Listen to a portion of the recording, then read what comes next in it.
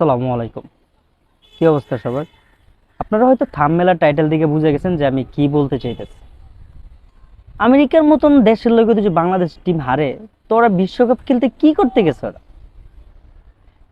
এক বাংলাদেশের স্বপ্নের শহর আমেরিকা, ওরা তো বুঝে যেতেছে আমেরিকা ঘুরতে গেছে, শো অফ করতে গেছে, খেলতে যায় নাই। এটা কোনো কথা? একটা ক্যাপ্টেন, সে একটা ক্যাপ্টেনও 11 বলে 3 রান করে। কেমনি কি ওর কোনো ক্যাপ্টেন্সি কোনো যোগ্যতা রাখে? আর মেইন কথা হলো যে বলার দেশে তো সাকিবের যে আরো একটা ওভার ছিল, ওটা কারে দিয়ে খাওয়াইবো? এটা কোনো খেলা খেলছে ওরা? কোনো ক্যাপ্টেন্সির কোনো অ্যাবিলিটি ওর ভিতরে নাই। ওই যে ক্যাপ্টেন্সি যা দেখলাম, ওর ক্যাপ্টেন্সি হওয়ার যোগ্যতাই কোনো কিছু রাখে না। আর আমাগো লিটন দাস, লিটন কুমার দাস, ওর খেলা দেখার পরে তো আমি মুগ্ধ। প্রায় 12টা 12:30 পর্যন্ত সজাগ থাইকা ওর খেলা দেখার পর আমি একবারে মুগ্ধ হয়ে গেছি। অগরে আইনা বাংলাদেশে আইনা হাল চাষ করানোর দরকার। যেই আমেরিকায় অনেক মানুষ আছে যে আমেরিকা যে ক্রিকেট খেলে বা একটা দল আছে, এই সম্পর্কে তো কেউ জানে না।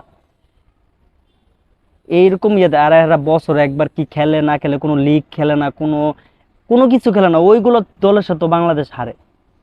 আর ওরা লিগ খেলতেছে, পার্সোনালি ভাবে প্র্যাকটিস করতেছে দৈনিক সবকিছু, তারপরও ওরা ওরকম একটা টিমের সাথে হারে। ওরা মুখ দেয় কি করে? আর এই যে বিশ্বকাপ দলের জন্য কত কত রকমের কত কাহিনী। কোনো জিনিসে রাজনীতি থাকলে ওই সব জিনিস ভালো হয় না। আর ক্রিকেট টিমের ভিতরে এখন রাজনীতি ঢুকে গেছে। সাকিবের মতন লোক, হ্যাঁ 5-7 রান করে আউট হয়ে যায়। এম, বাংলাদেশের ক্যাপ্টেন, হ্যাঁ আউট হয়ে যায়। খেলবো কেডা? 2-4টা পোলাপানা ছিল, ওরা একটু ভালো খেলছে। আর মুস্তাফিজ, আমাকে মুস্তাফিজ আইপিএলে খুব ফরম দেখাইছে। 18তম ওভারের ভিতরে ধুইয়া দিছে। আর ক্যাপ্টেন্সি ঠিক আছে, শেষের ওভারটা মাহমুদুল্লাহরে দিছে বুঝছি, কিন্তু ওই সময়ের ভিতরে ওর উইকেট আছে 5টা, উইকেট আছে 5টা, ওই সময়ের ভিতরে স্পিনার দেওয়াটা কোনো মানেই হয় না। 1 ওভারে 9 রান, প্রথম বলেই ছক্কা, 6, প্রথম বলেই 6, 5 উইকেট হারছে। ভাবা যায় ওরকম একটা টিমের লগে? ঠিক আছে, আমরা বুঝতে পারছি ওরা সবার আগে, বাংলাদেশ টিম সবার আগে ফাইনালে যাবে, সবার আগে। এটা বলাই লাগে না?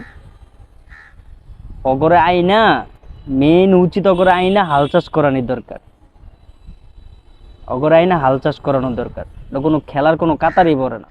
এটা ইউএস এর মতন একটা টিমের লগে ওরা হাইরা যায়। কোন প্লেয়ারটা ভালো খেলছে সিনিয়র প্লেয়ারের ভিতরে? আর লিটন কুমার দাসের তো কত সুযোগ দিব, ওর চেয়ে ভালো প্লেয়ারও রাজনীতি করে রাইখা গেছে। ওর তো কোনো খেলার কোনো যোগ্যতাই নাই। এগুলোর এগুলোর শুধু শুধু দিয়ে টাইম পাস করায়া আরো দেশের বদনাম করানো হইতেছে। তো কোনো খেলার কোনো কাতারই পড়ে না। যারা খেলা দেখছেন হয়তো ওরা বুঝতে পারতেছেন যে এত রাত জায়গা পর্যন্ত খেলা দেওয়ার পর এই খেলার যদি এই পরিস্থিতি হয়, তাহলে পরের ম্যাচগুলো কি করবো ওরা?